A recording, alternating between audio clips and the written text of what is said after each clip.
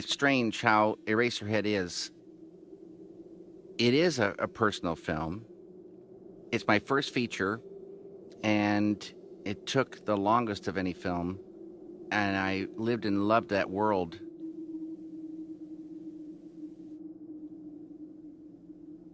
I can't remember when I got the idea, when the word Eraserhead or any part of the idea came to me first.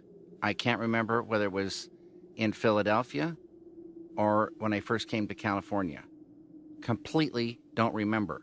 Don't remember writing the script, and I don't remember the ideas coming in, especially the initial idea. A lot of times I remember when the first thing kind of came. Maybe I don't, but for sure I don't remember this. It all came from Philadelphia, but I don't know when it bobbled up to the surface. I got a independent filmmakers grant in 1968. That's an independent filmmakers grant. That was a brand new program, and I was in the second group to get one of those grants. That was to make The Grandmother. That's when I met Alan Splett and Herb Cardwell, who was a cinematographer. And I asked him, give me some tips on lighting. Then when we came time to mix, and I look over and I see this guy, he's like a beanpole in a shiny black suit, 15, 20-year-old suit. And I shake his hand and I can feel the bones rattle in his arm. That was Al. And this guy was as straight as an arrow. And I figured this is never going to happen. Not in a million years. And what followed was 63 nonstop days, Saturday, Sunday, of making sounds. And never had so much fun in my life working with Al. But I need extra money to finish the film. So I called Tony Villani in Washington, D.C., where the AFI's headquarters were then. Tony, bless his heart, came all the way up on the train. And I met him at the station, and he came over, and I showed him the film at Calvin Dufresne. And he, really liked what he saw. They gave me $2,200 more to finish the film. And on the way back to the train station, I'm driving him, and he said, David, you should come to the Center for Advanced Film Studies out in California. And luckily, I didn't have an accident, when he said that, because I was like, I started floating. And I was still trying to reach the, the brake and the gas pedal. But they made a booklet showing the center and some of the fellows. Instead of students, they call them fellows. And they took 15 fellows a year. So now they sent this booklet out, and I'm getting this booklet, and on the front cover is this 55-room mansion on 18 acres of land in the middle of Beverly Hills. So you kind of, say, this is, what kind of a fantastic world do we live in, when they got a school like this? And then they open it up, and it goes through all these great directors that came and give talks there, and how much, the industry was helping the school, and different programs, different seminars. And one of the seminars they showed the students sitting in this room with beautiful wood paneling and a fire in the fireplace, giant like Hearst-like fireplace. And some of the students are wearing sweaters. And I'm thinking, what kind of a place is California? Because it's not just, hot all the time. It's sometimes cool enough in the evenings for a fire in the fireplace and wear a sweater. This seemed like the perfect, thing. The Center for Advanced Film Studies started in 1969. I went out in the summer of 1970. Al was placed as head of the sound department. So Al went out actually a month before I did, and he took a little apartment on San Vicente, right down the street from the Whiskey A Go-Go. And then Jack Fisk and my brother John and I drove out in a truck and rolled into town after 3 days on the road at night.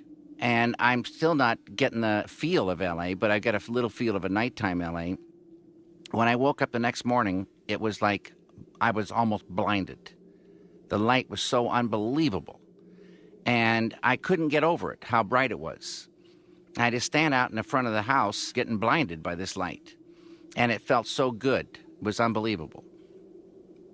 Then we walked up to the AFI, which was... It was actually Doheny, the senior's son, that was built for him. It was built in 1929, finished in 29. And it was 55 rooms, reinforced concrete, high on a hill. The real deal. When you go into this place, it's spectacular. And so we all went up there and kind of walked around with their, jaws falling open. And that started, the next sort of phase. I worked on a script called Gardenback, and Frank Danielle and Gil Dennis both sort of took me under their wings. Frank Danielle is the greatest film teacher in the history of the world, and he's since died. Bless his heart, but he was unbelievable as a great teacher. And I took a film analysis class with him, and then he and Gil, who was a fellow there, but he was sort of working with Frank, and they would have script meetings with me, but it didn't work out. I was completely fed up. It was going nowhere. It was getting longer, but all my good bits that I liked were, just being filled up in between with stuff I didn't have a clue why it was there. And so the first day of the second year, so now it's 1971. For some reason, I got put into first-year classes. And I thought that it was that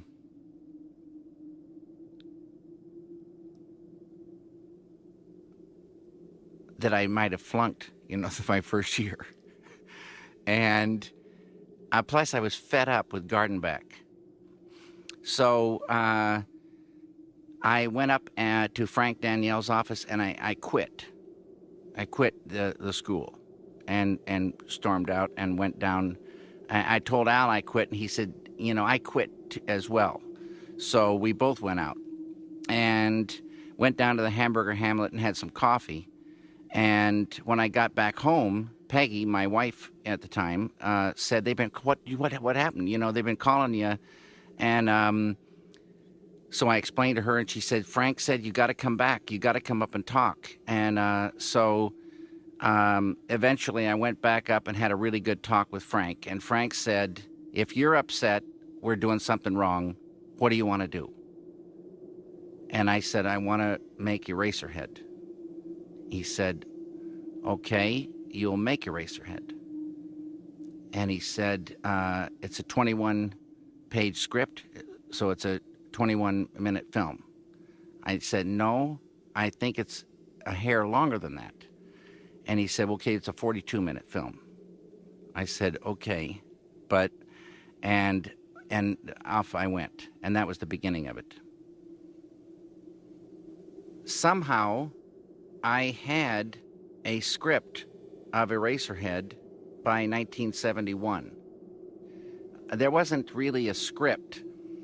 it was a 22-page thing, and I don't know what people really got from that script.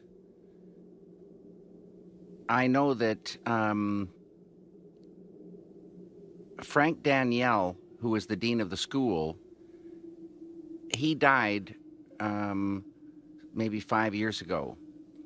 And at his funeral, his son told me that Frank himself didn't really like Eraserhead, but he didn't, the script, and maybe the film too, I don't know. But he said that it was important that I be able to do it. And a man was on the board of directors at AFI. This is what his son, Frank's son, told me, and told Frank, this is not the kind of film that we make here at the American Film Institute. And Frank said, this is exactly the kind of film, we should be making here at the American Film Institute. So it got strange, and as it turns out, I never knew about this till 5 years ago. Frank turned in his resignation, thinking it would not be accepted, and they accepted his resignation from his son's story because of Eraserhead. And Frank left the AFI.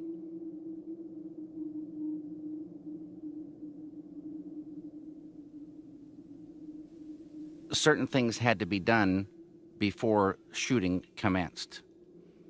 And so I started working on those things.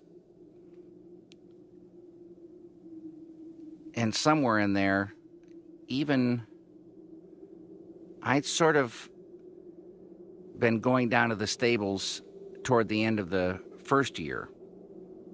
I call them the stables. There were stalls, there were garages, there were car garages, all equipped with hydraulic lifts for the old, cars.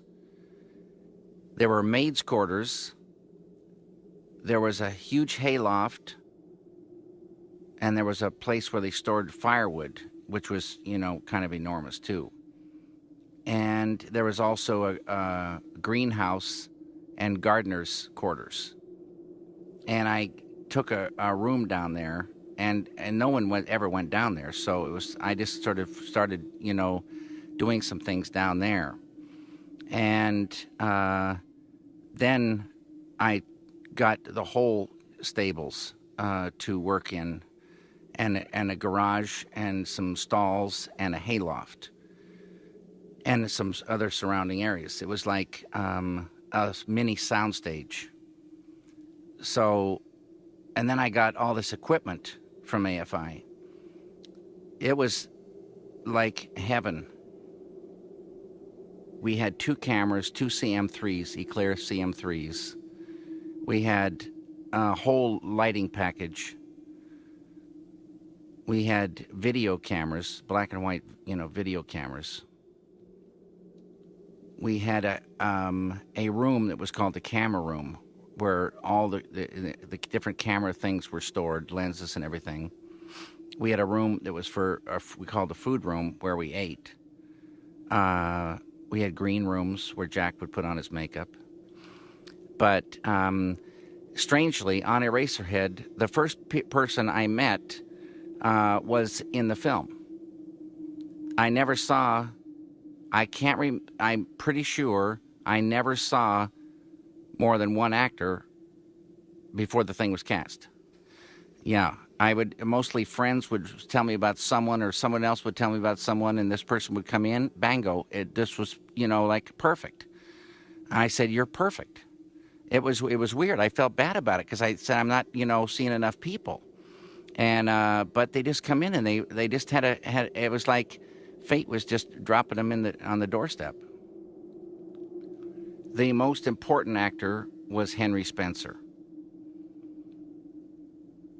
There was a guy at AFI named David Lindemann, who was a theater director in San Francisco before he came down to AFI as a student. And he knew lots of actors. So one day, I described the character I was looking for as best I could, and he said there are two people that I would recommend. One of them, his name was Jack Nance. So I said, okay, and I made this arrangement to meet Jack. And Jeannie Bates was the only one I had doubts about because she was so beautiful. When she walked in, she looked, way too beautiful. And I told her, I said, you gotta, understand, you're too beautiful. And, but she had a fixation. It was weird. And she said she would work very hard, to get, into that and look that way. And I built her a drooping eye and a wart and some facial hair. And she did the rest. And she just did a beautiful job.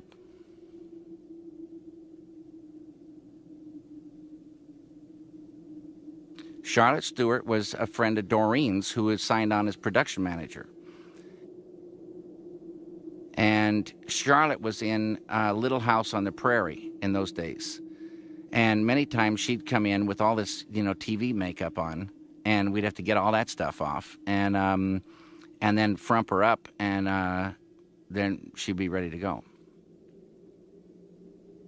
Alan Joseph played Bill X, and he was also the first person cast for that role, and first person I saw, and it made a great family. In the those early Polaroids, you can see a family picture of the three of them, and it's a good-looking family. It was a great group, all the people. Everybody was great to work with. Everybody, got there, and the rest of the world disappeared, and we were in a space that everyone seemed to understand. The crew was Doreen Small, Catherine Coulson, Herb Cardwell, me, and Jack.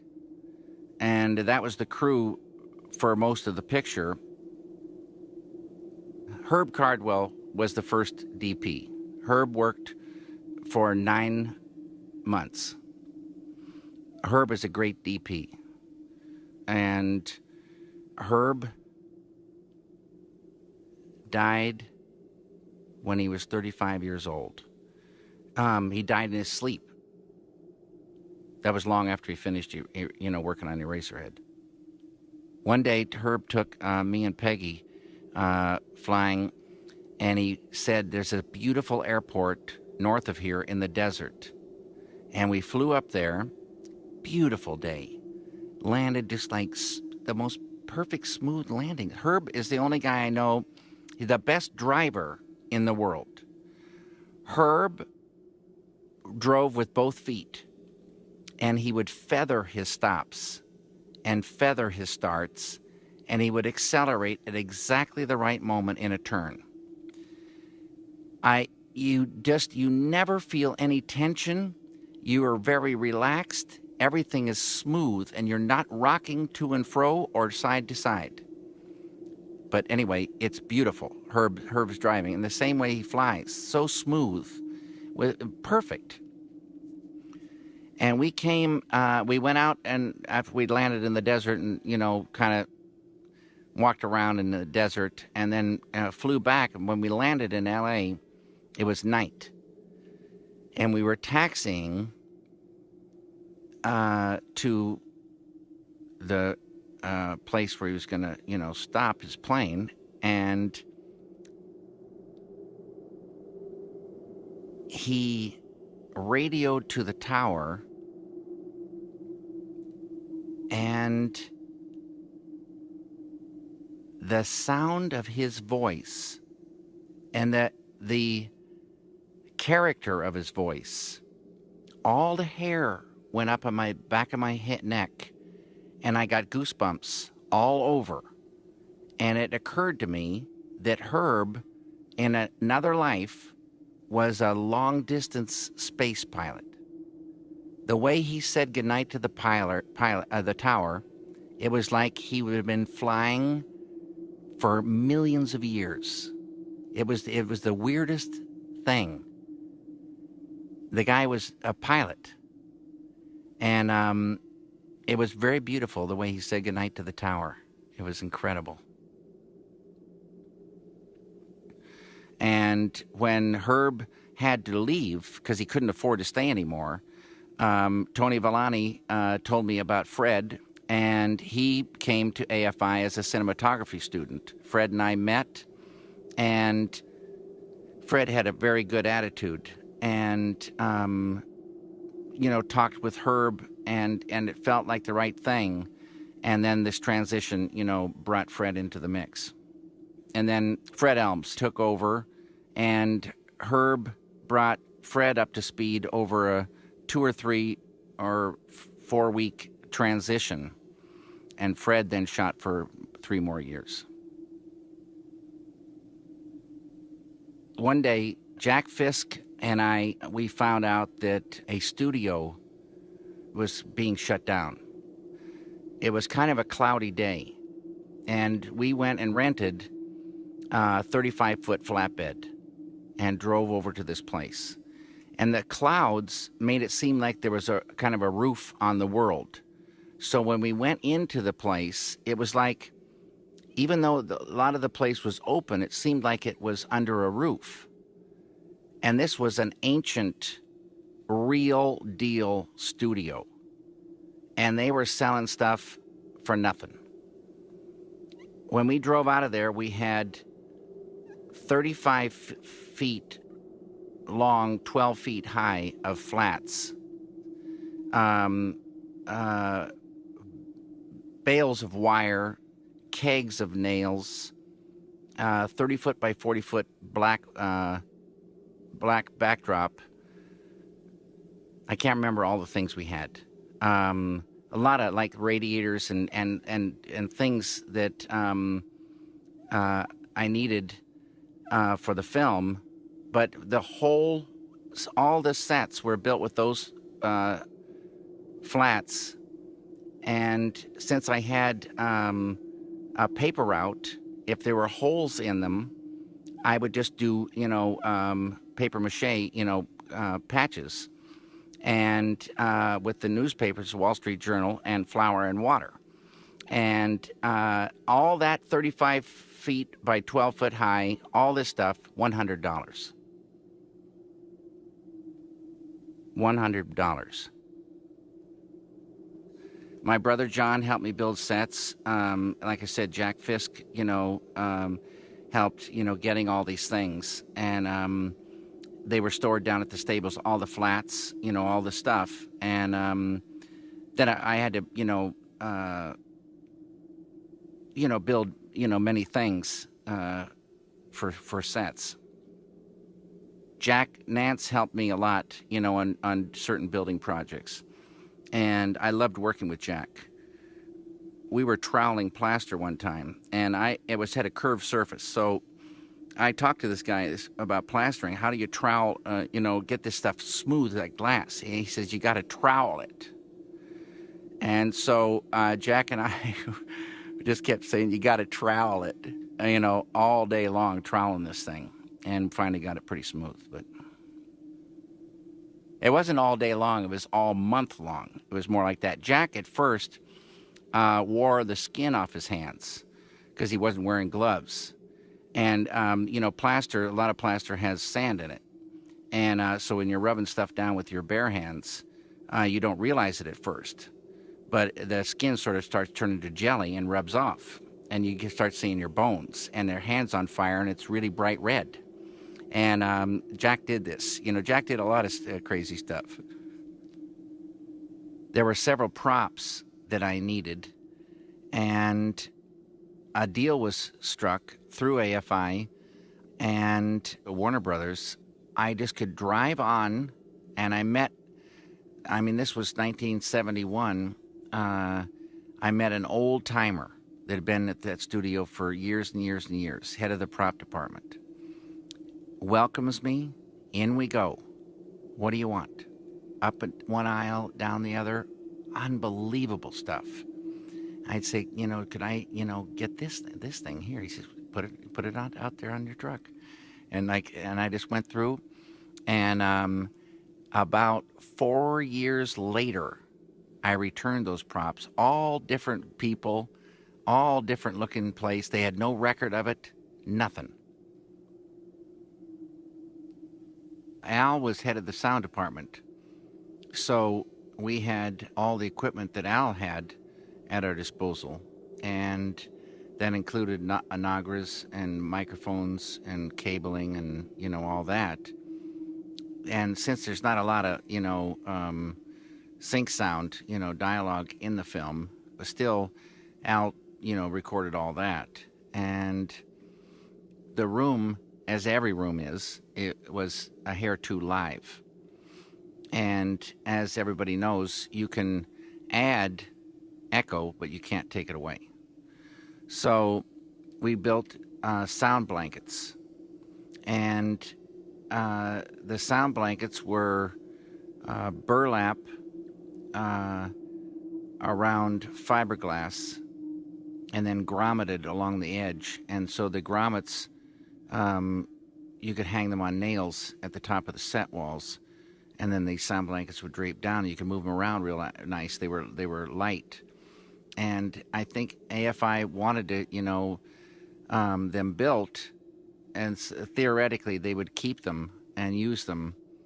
So we made a budget and put all the materials in there and found out how much they cost and all this kind of stuff. And Al, before his incarnation as a sound man, was an accountant in Philadelphia at breweries. So Al was a pretty much of an ace on an adding machine.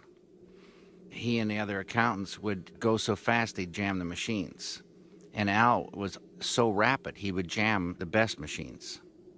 And so he wanted to go, after we finished this budget, next door to the AFI accounting department and tally these numbers up. So we went over there, and there was a girl at the desk, and Al said, could we borrow the adding machine? And she said, what do you want the adding machine for? I'll add those. He said, no, I'll add them up, but, could we just use it? And she said, give me the numbers, I'll add them up. And Al said, no, let me add them up. I've got them right here. And he kind of went around, and this girl's eyes went about like silver dollars. He had those things in a heartbeat. This machine, jumped to life, and the paper was spit out. And he popped it and borrowed her stapler and put it together, and we walked back across the hall. But he was super fast on machines. And unfortunately, Alan Splett and Herb Cardwell are both gone now. But Al is legally blind, and but Herb can hear and see. Al and Herb decided they were going to fly across the country, and Al was going to be the navigator, and he had all the maps and everything like that. But Al would be reading his maps, very close, and because he was so blind. And the first leg of the trip, they were going up to Pocatello, Idaho. So they took off, and Al navigated Herb up there, and they radioed ahead. They were going to land at night, and the guy said it's so late he's going back into town, but he'll leave a rental car there and just, come in, lock up, it was the good old days. So Herb did a perfect landing, at night. They parked the plane. There was the rental car. They did everything the guy wanted and started driving into town. And around Pocatello, Idaho, there's just these narrow little 2-lane roads and pitch black. So Al's riding shotgun, Herb's driving, because Al couldn't get a driver's license because of his blindness. And Al tells this story. As they're driving from this little airport into the city of Pocatello, Idaho, Herb is talking. And he's telling some story or something and talking fairly, rapidly. And the talking suddenly doesn't start, it starts not making sense to Al. But it's rapid nonsense. And Al notices that the lights are now illuminating the side of the road. And the car is starting to, go off the road. And Herb's voice is now going up in pitch. And he's talking just as fast, but his voice is rising. And he's in the shoulder of the road, and his voice is going up higher and higher in pitch, even though Al is screaming at Herb right next to him. Herb doesn't hear. He keeps talking, and his voice, it comes to a little squeak coming out of him. And finally, Al goes over and hits him or yells loud enough, and Herb comes out and comes back onto the road just in the nick of time.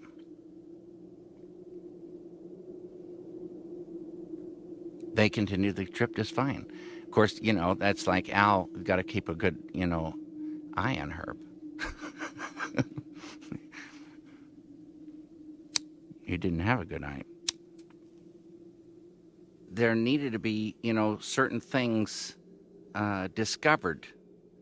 And I love organic phenomenon. And that has led me to various things. And it led me to one day calling a veterinarian.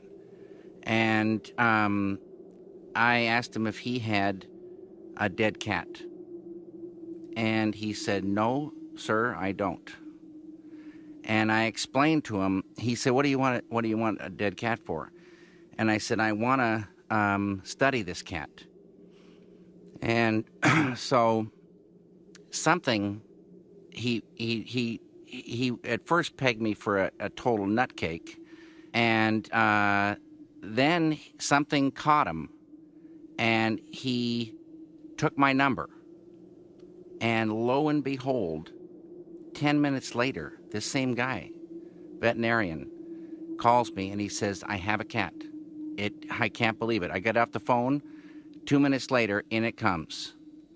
Had to put it to sleep, and you can have this cat. And he asked me that it would never show up in the film.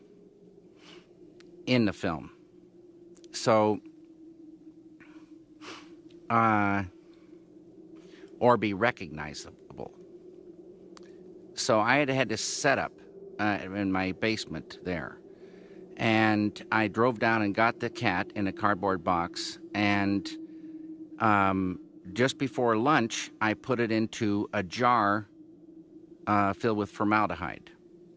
And it went in like a slinky. It just laid down in the formaldehyde. And then I went upstairs and had lunch and came back down, and I went to get the cat out of the jar, and it had gotten rigor mortis. And this had a narrow top. It was like trying to pull a steel cat out of a glass jar. And so I finally got this thing out of there. And I had a whole setup on the workbench. My idea of an operating theater. And I went to work getting inside this cat. And when I opened up the inside, it was unbelievable. And it's if you've seen Fellini's Roma, there's the organs inside the cat were brilliant colors, and as soon as the air got to the organs, the color just started draining out right before your eyes, just draining away before your eyes. Just like when they'd open up these, things under the city and these ancient things were perfect, and the air starts getting to them, and they start fading. So, but studying this cat was kind of, important. There was no time put on it, but the school went 2 years. So theoretically, I would be finished with this film by the end of the second year. And by the end of the second year, I hadn't yet started shooting. So we started shooting in June of 72.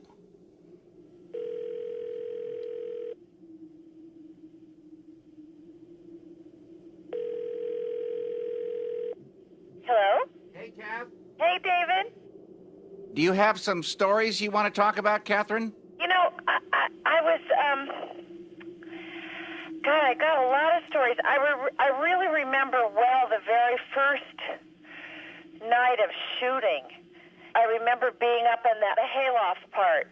Right. And it was like we set up a whole little set, and then there was the room with the couch, and I remember keeping Jack's hair a photo ready, Right. I remember when Jack had his first haircut, which was the afternoon of the first day of shooting. And I wanted it short on the sides, tall on top. Jack and Catherine had a friend who was a professional barber who drove out to the stables. He got his haircut in the hayloft, and in the hayloft held the ex's, interior. So in the afternoon, Jack got his hair cut, and I stayed there with the barber and Jack and said it's looking good, and the barber left. But I still had a big surprise ahead of me. I'm not sure if it was Catherine or Charlotte Stewart, Catherine Colson or Charlotte Stewart, who combed his hair first. Eventually, Catherine's job was to comb Jack's hair. But Jack has, as luck would have it, a certain type of hair. And when you comb it up, it stays up. So it was long on top. And when Jack came in, it was a very big shock. And some people said, David, you can't do that. That's too strange. But it was so perfect in proportion to Jack's body. Henry, forget Jack. He was turning into Henry. It was so beautiful. And so it stayed. But even so, that first day, it's not quite as high as it eventually, got. There's little stages to the hair. But it was pretty high. But when we would drive Jack around as Henry, he would sit in the back, in the middle of the back seat, because people would, there was no strange hair in those days. I mean, there was hippie hair, but not hair like that. And he would draw a small crowd, and people would start coming around. And so we had to kind of keep him hidden as we went around. That was kind of hard on him, because we'd go for long periods of time before we'd shoot again, and then I'd have to cut it all over again, because cutting his hair was really, I think it's what destroyed the marriage, ultimately. Because I had to keep teasing it, remember? Jack had the most incredible hair. He did. He used to wear all these different hats to try and kind of mush it up under his hat. And I remember my family never really knew him without that weird hair. That he would go to like family reunions, and you always see him with this, kind of odd flattened hair, because he didn't like to tease it and wear it up when he wasn't just on the film. I know. But I know I am really sorry that I didn't ask for that credit. That even though it was your design, that I wanted that Mr. Nance's hair thing. And his suit came from Goodwill. And it was in those days, the Goodwill was like, you go into a place, you couldn't believe what you were seeing. It was so beautiful. And so we just walked in and picked, all the parts for Henry's suit, shoes included. I'm pretty sure those were from Goodwill. The first scene we shot was a scene on the couch with Henry, Mary, and Mary's mother, Mrs. X. And we did all the X's stuff first, and then we did the X's, how they relate at Henry's apartment. But most of those things are gone. But there was a scene at the front door of Henry's apartment with Mr. and Mrs. X paying a visit. And that was, it kills me. That is part of the film that's been lost. Then Alan was, and Jeannie were finished. So they actually got finished almost like on a regular film, fairly soon and professionally. But then when we got into Henry's apartment, it just went into another, zone. And that's when we, bit off quite a chunk of time.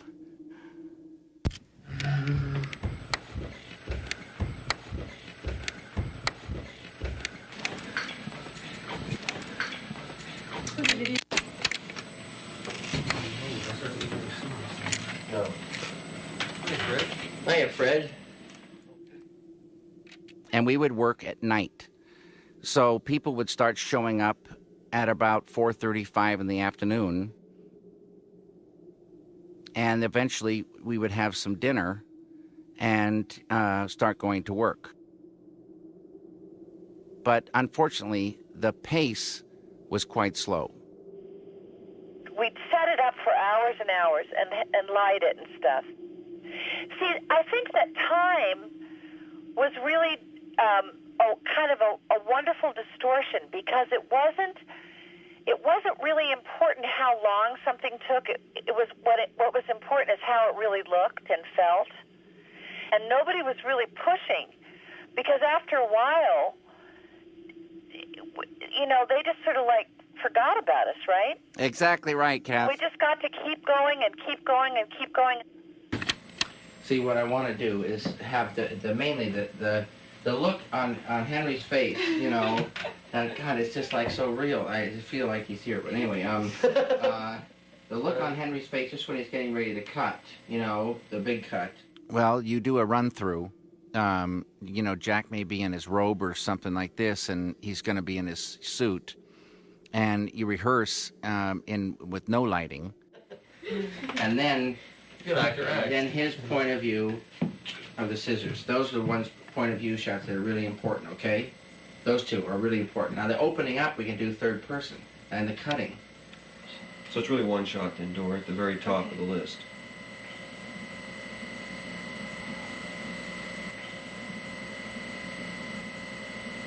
Second shot is over here with the 28. Right. Henry. Cutting.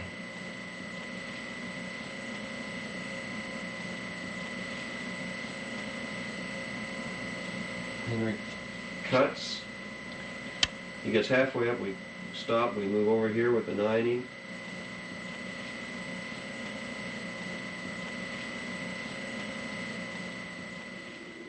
After Jack and I had rehearsed, on our own, then Jack goes away and Herb would start, lighting based on what he saw in the rehearsal.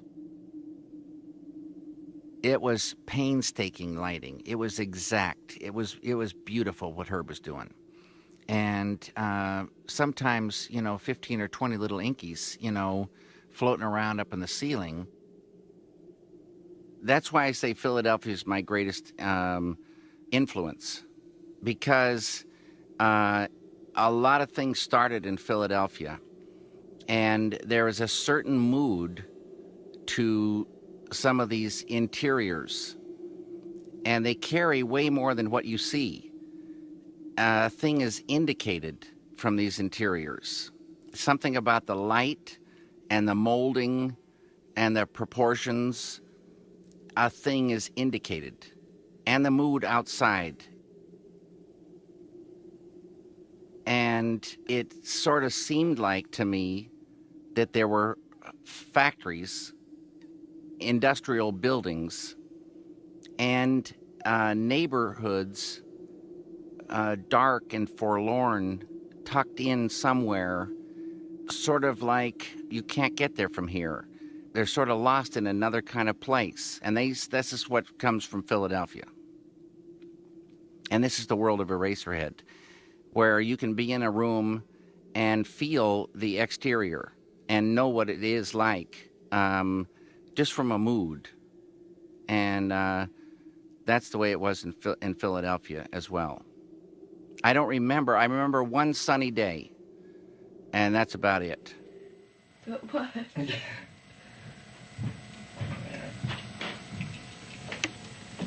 Crazy. He's mad as he comes. Unfair. Jack was one of the all-time greats at hitting marks. Completely together. We'd work out the tiniest details, and first time, every time after that, he'd, get it, just right. Dr. Desmond Cooley complex. Well, this is a 90mm lens, and I have a big slate. Did you already put it on? Well, the thing is that with a small crew working at night, and see, Catherine, I think she's the heroine of the thing, because she wasn't even supposed to be helping. But she ended up, she had a waitress job in the day and then would stay up all night. And she'd bring, grilled cheese and fries and different things sometimes home from the restaurant up to the, to AFI, to the stables. Or we had a hot plate, and she would cook things, for us. So she was really burning that candle. Catherine? Yeah. You had a job during the day, didn't you? Yeah, well, I had a few of them. I mean, one of the jobs I had was when I was a waitress? Working at Barbecue Heaven. And then you would bring I worked at Barbecue Heaven at lunchtime so that I could sleep till like around 11 and go in, and then we would get you odd jobs at the restaurant, remember? I don't remember that. You fixed the roof for them.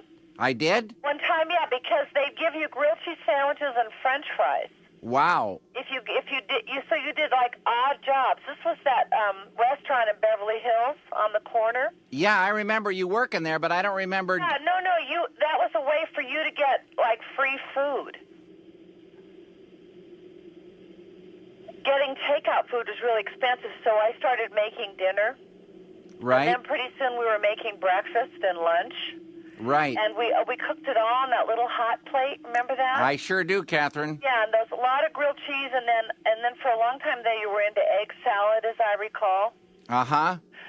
And that you like to eat the same thing every day, and a lot of us kind of got used to that. But each person had kind of fixations on food. And Al ate these small yogurts, pure yogurt, out of plastic containers, though. And he would use a plastic spoon.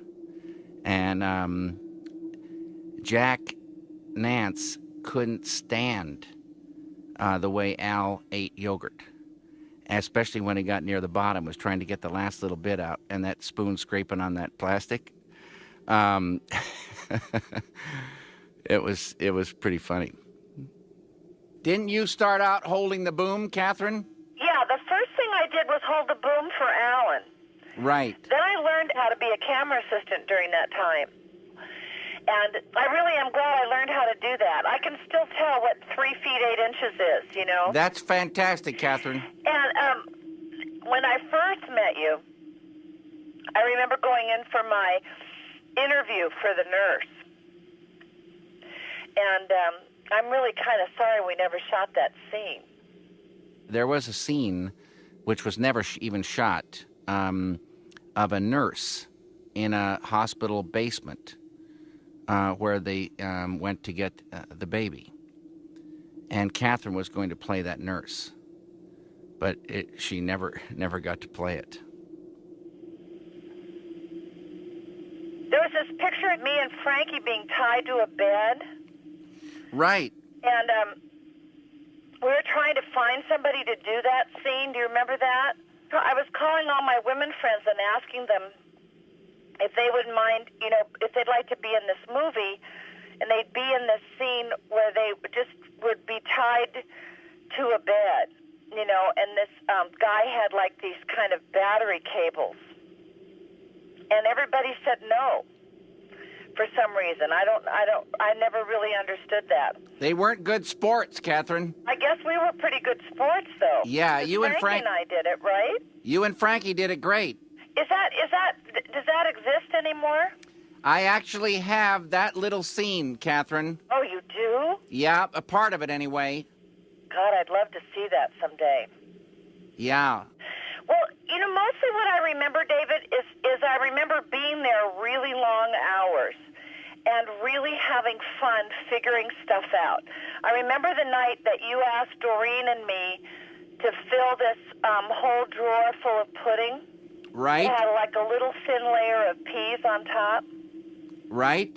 And we were trying to calculate the square or the cubic footage of the drawer based on what was in a package of vanilla pudding. Right.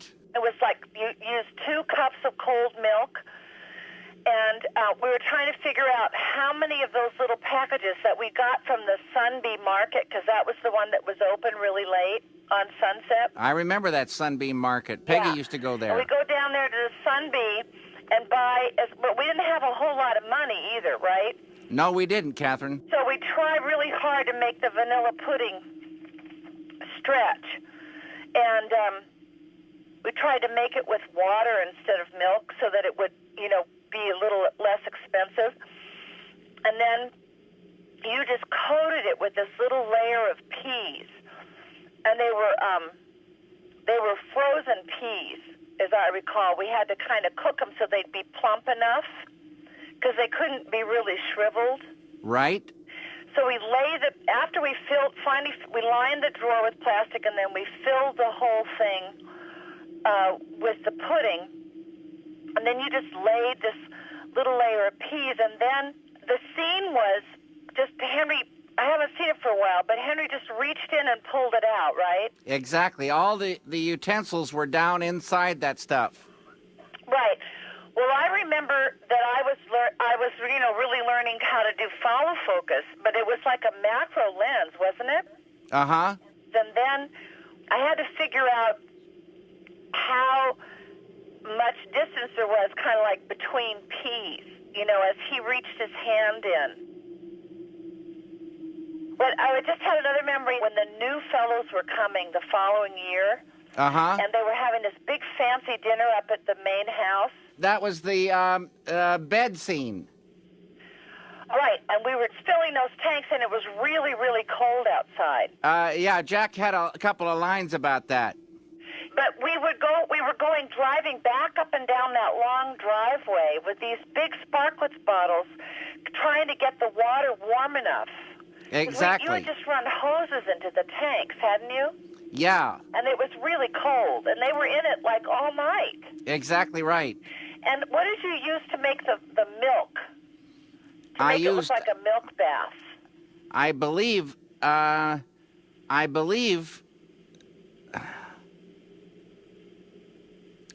we used milk. I think we did. I think so. I think we used milk, and that was another reason why the warm water wasn't such a good idea, although it didn't really heat the tanks completely. We'd bring down these Sparklets bottles and pour a little bit of warm in. But you know how milk is when it gets warm? Yeah, it's nice. Yeah, it tastes okay, but I don't remember it smelling really great. Uh-huh. But I remember Judith and Jack being really, really good sports. They were fantastic. I think Jack kind of enjoyed being in there with Judith. I think he might have. Yeah, as a matter of fact, I don't even remember that bothering me at all.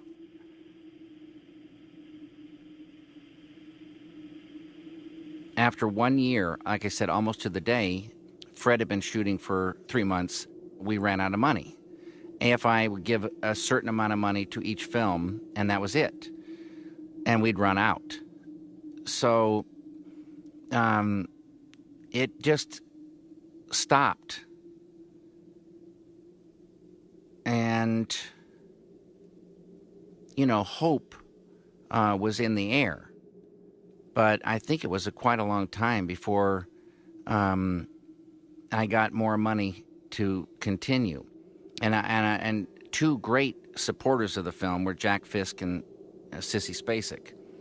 And Jack, in those days, right around that time, after we'd been down for a while, Jack had two jobs as production, what they call an art director then. And since he had two jobs, he would have me follow him to the bank, and he'd sign over one of those paychecks to me so we could, keep working. And things like that. Both Jack and Sissy put money into the film. Also, Jack's sister, Mary Fisk, played a huge part near the end of Eraserhead by, raising all the finishing money. Then, from then on, it went piecemeal, with many months downtime trying to get money or build a set or, to go forward. And then we'd shoot for a burst and then, go down again.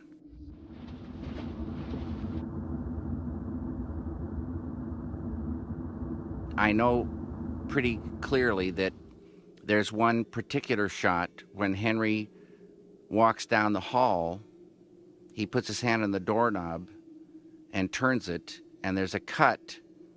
A year and a half later, he comes through the door.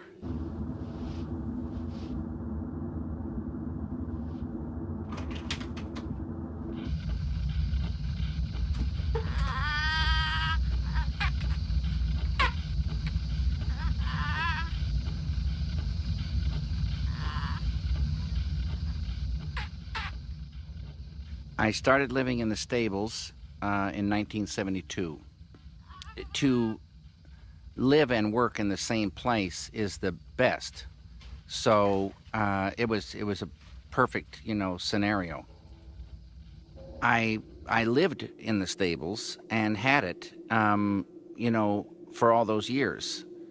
And Al, a lot of the times lived in the one wing, and I lived in Henry's room, and I lived there maybe off and on 2 or 3 years. It was illegal what I was doing. And Henry's room was inside of a room that might have been a living room at one time for the maids. It had 2 doors. Both of the doors we went in and out of.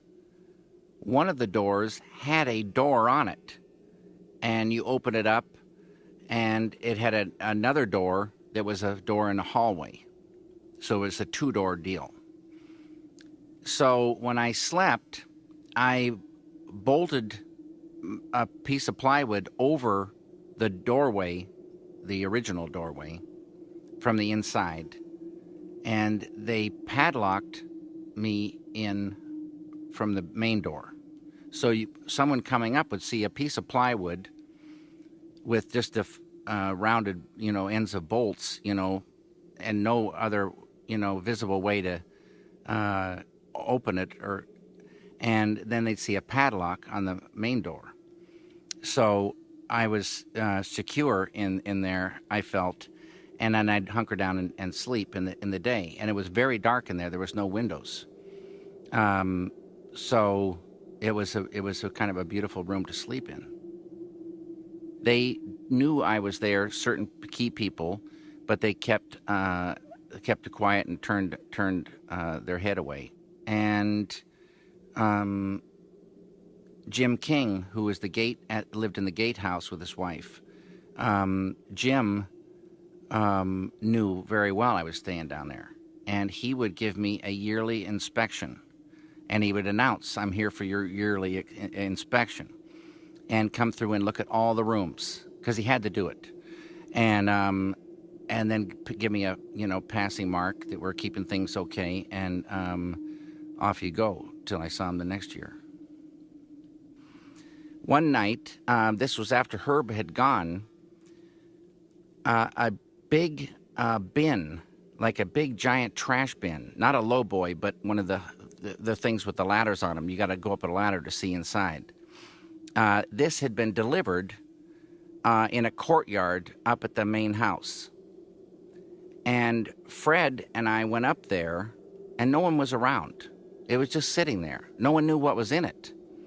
And we discovered that inside there were like 10,000 light bulbs in ancient, wrappings from some studio that was getting rid of this stuff from ages ago. And we crawled in there and probably got, 200 or 300, maybe 500 inky bulbs. Fred got bulbs bigger than basketballs that he still has. There were, I don't know if they were 5,000 watt bulbs or more. I don't know what they were, but all different kind of ancient light bulbs. It was like beyond Christmas. I have like all these images in my head, like going around and looking for alleys. I'm driving and driving and driving around, and then going ahead and bringing everything down in our cars. Right. And that we all just sort of did everything. All the locations were, well, not all of them, but pretty nearly every one of them was downtown L.A. But on the other side of the street from Cedars-Sinai Hospital, there was a whole block that used to exist, a huge block, under where the Beverly Center is now. And in that area, it was just like in Spanky and Our Gang comedies, The Little Rascals. It was out of the 20s or 30s. And there was a pony ride from way back, somewhere in like the 30s. There was a little key shop, little key stand. And there were these tanks and oil wells. And you couldn't see them from the street because they had this donut of earth around in case the tanks blew out. So you'd climb up over these things and down into a brand new world.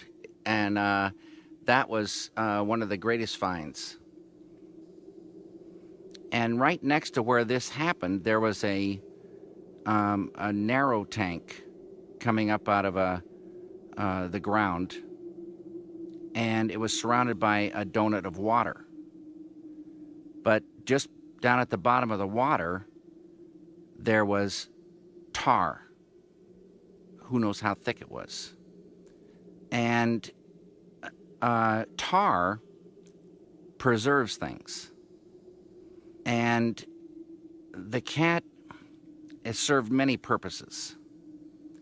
But I lowered this cat in there, and then about a year later came back and pulled the wire, and the cat came out, impregnated with tar. And I laid the cat down on the ground and came back another year later, and it was a perfect marriage of cat and earth. Tar impregnated cat in earth. And I have a photograph of that. But the cat did end up in a scene, but it was unrecognizable. There was a scene where Henry catches his foot on a wire that was connected to this cat, as if some sort of strange thing had been going on. And, but that never made it into the film, but I have a little piece of that, film left. And I remember having to call CFI and get in my car and drive as fast as my car would go to get there by midnight. Right. And give it to Mars. Remember Mars? Mars Baumgarten. Oh, he was a great guy. He really helped us a lot. He sure did.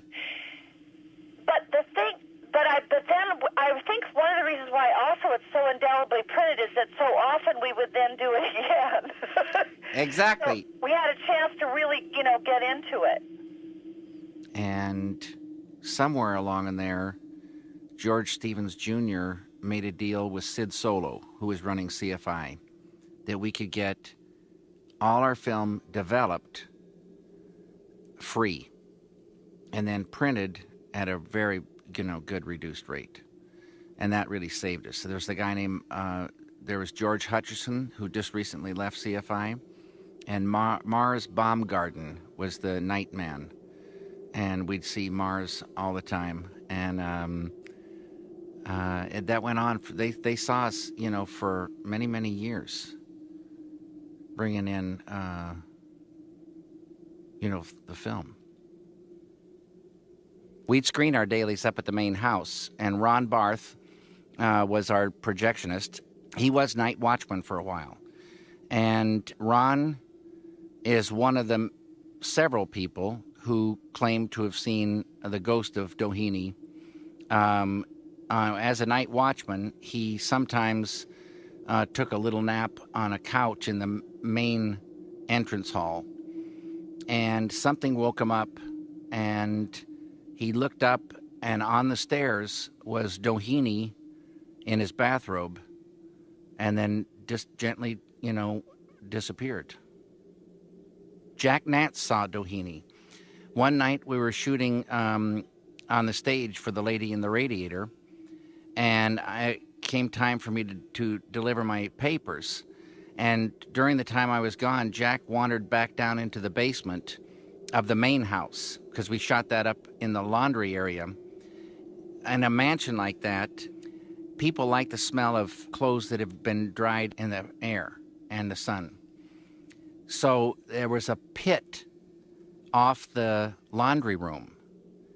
And this pit, you couldn't see from, it wouldn't ruin the look of the mansion. It was a concrete pit with maybe 20-foot walls. And they had all these lines in it where they'd hang out the laundry. And it would dry with no one seeing laundry on a line.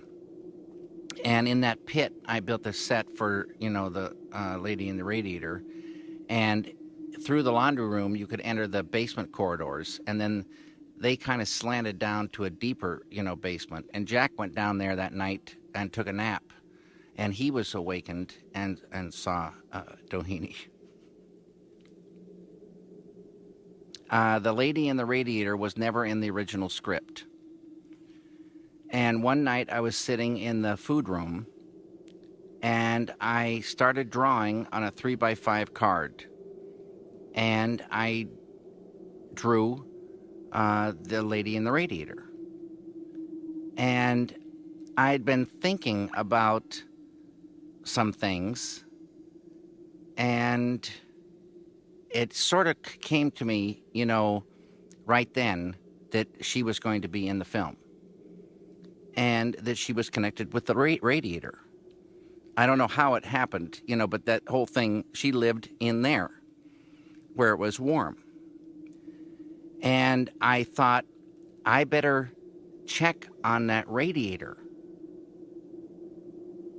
to see if it's possible that somebody could be in there.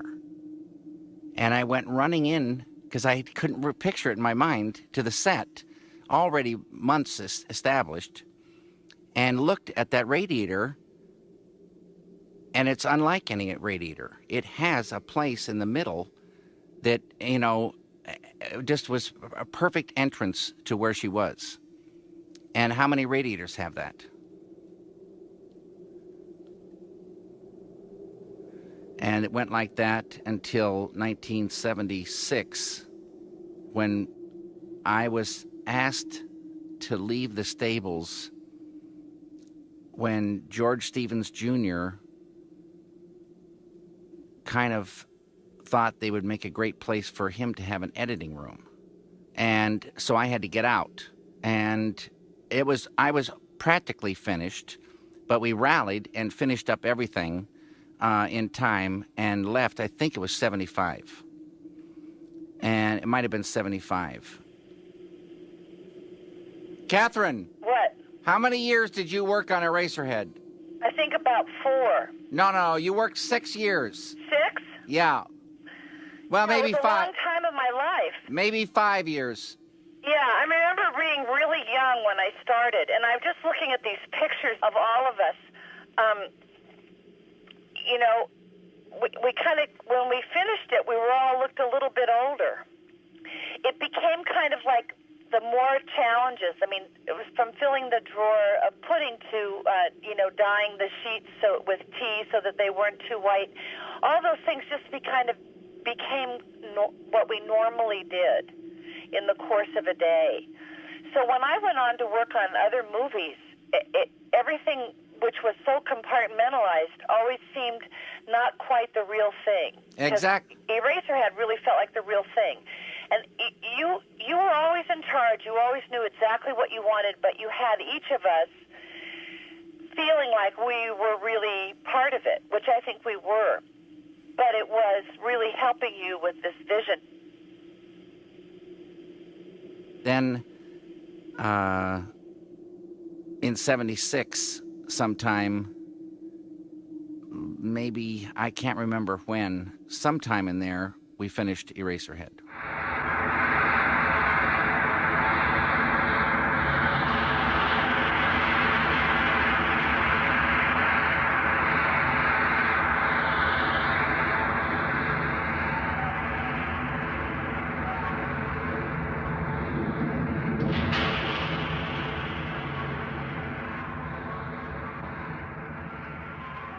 A sense of place is critical to a film, and sound particularly can expand, what you're seeing, and expand the world, and those things can break a mood or enhance a mood, and naturally you want to make a world, and it's a particular world in every film, but this one is a particular feel.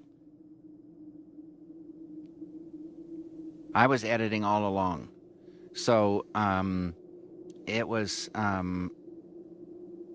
always kind of right up to where we were, and I just plug in, the pieces. But then it was quite long at one point, and I had a stand-up old bubble, movie-ola, and it was a beauty. It was very kind of film. Yeah, I loved that machine.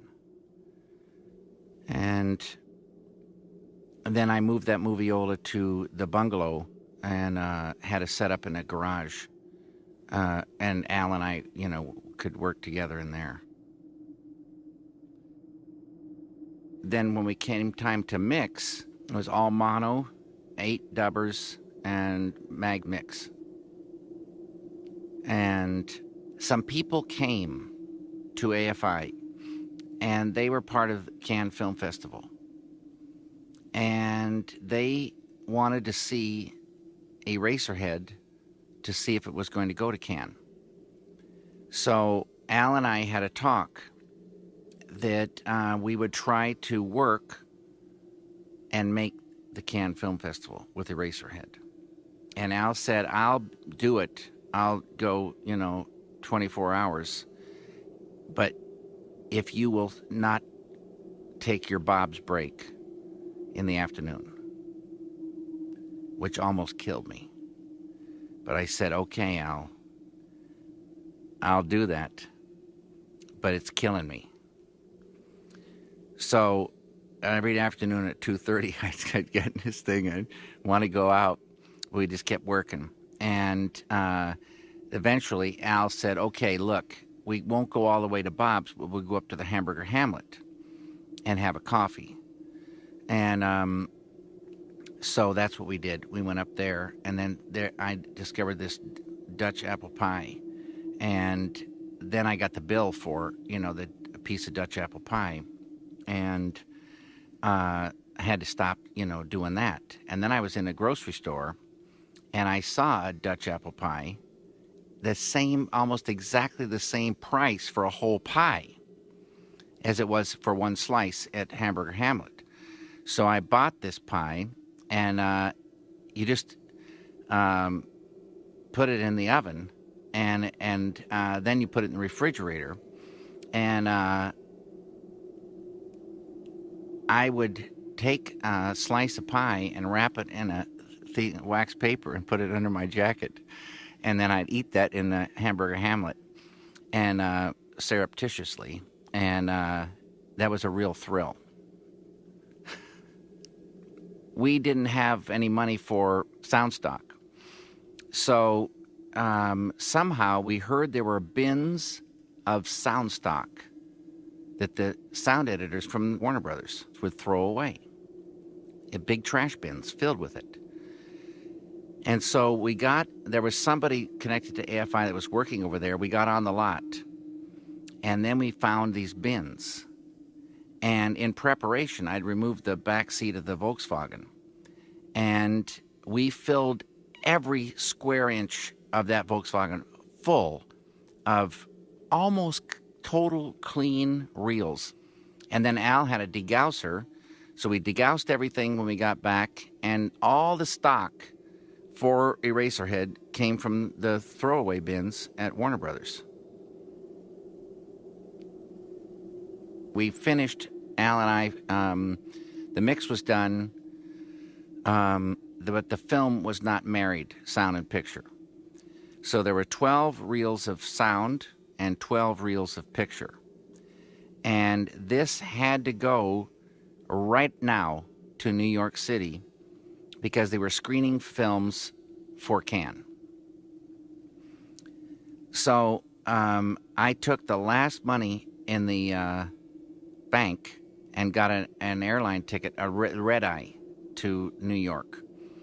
And I got there, like really early in the morning, and found out that there were 4 or 5 films ahead of me that they got to look at before they look at Eraserhead.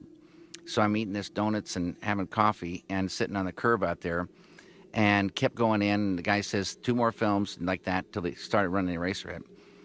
And so finally it was over, packed it up, came back, and never heard anything. And so I made a phone call, and it turns out that the people who I thought were looking at the film in that room had left New York for Paris 2 days earlier.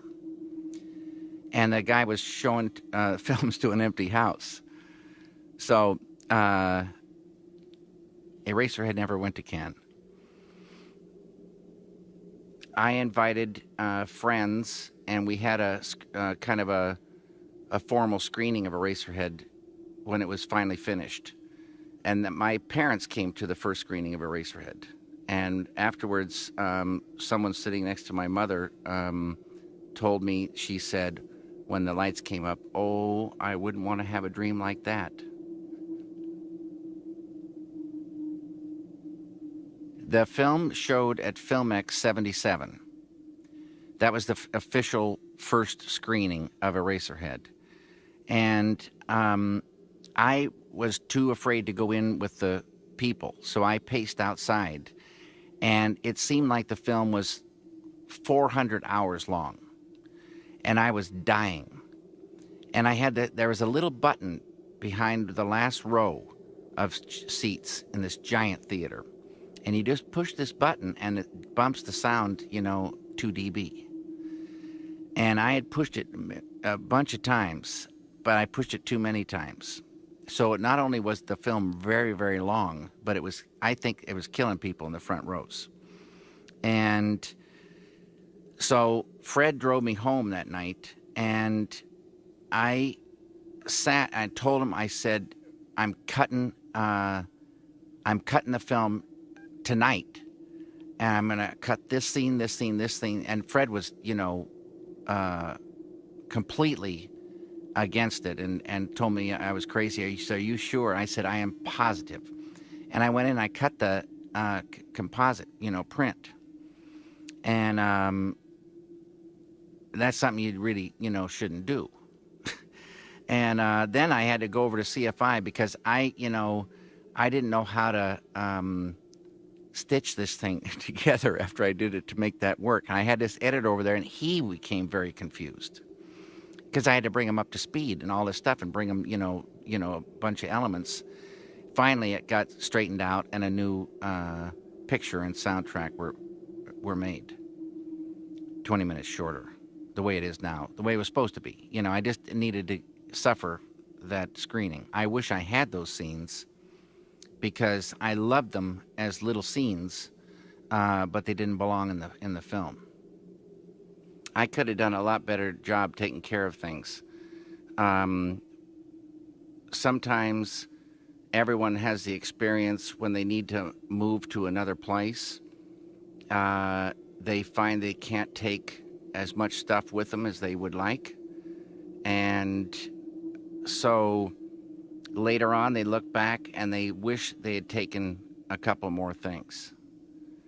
So I've lost a lot of things from Eraserhead that I wish I'd kept. Well, in those days, no one thought too much of Eraserhead. It was Midnight Films that put it on the map. And that was Ben Barenholtz, known as the grandfather of the Midnight Film. If it wasn't for Ben getting Eraserhead, picking it up and distributing it, nothing would have happened to it. Zero.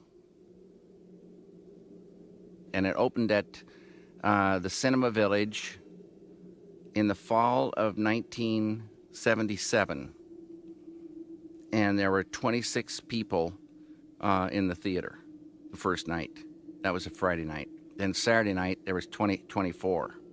And Ben said, I'm not going to spend any money, and I'm not going to, do any kind of, big promotion. And he said, in 2 months, there's going to be lines around the block. And that's exactly what happened. It played in 17 cities for as long as 4 years on the midnight circuit. And that usually meant one night a week, Friday or Saturday at midnight. I'm going down Sunset Boulevard, and I see 5 Woody Woodpecker dolls with hooks in their back, and I feel the pain of them. They're hanging in the service station. I swing a U-turn, slam on the brakes, pull into this place, and I said, I want those guys off those hooks. I'm buying all of them right now. And the guy helps me get them down. I sit them all in the back seat, and those were my boys, and I kept them for many years. Sometime in the New Art Theater, where it was running Eraserhead every Friday night, said they would like me to maybe think about doing a new trailer, some kind of thing to, kind of goose Eraserhead attendance.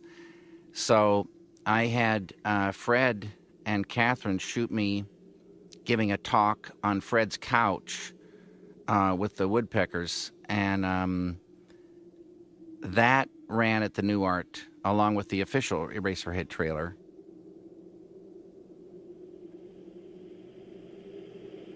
I haven't seen the movie in a really long time, but I do remember that night that you showed it to the cast and crew of Dune. I think I might have brought the print down with me when I came down to visit. Uh-huh. So then you screened it for the crew, and we watched it. We stood in the back and watched it, Jack and you and me and Fred and I think Jenny, and we were all watching it for the first time in quite a while, and nobody was saying, they weren't responding a whole lot, and then it was over, and we were like really kind of feeling good about the work, and it was like you were really looking forward to hearing what people had to say, and they walked out, and they all just walked by you and said, gracias, senor. It was very funny. They just didn't know quite what to say. It is a personal film, and no reviewer or critic or viewer has ever given an interpretation that is my interpretation. Since the, 25 years or more that it's been out.